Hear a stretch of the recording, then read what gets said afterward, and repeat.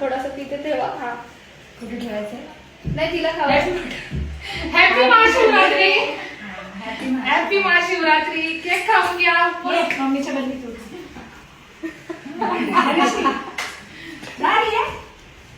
Happy Mahashivratri आज. घ्या खाऊ. तुम्ही पण नाही खाऊ शकत. नाही उपवास आहे.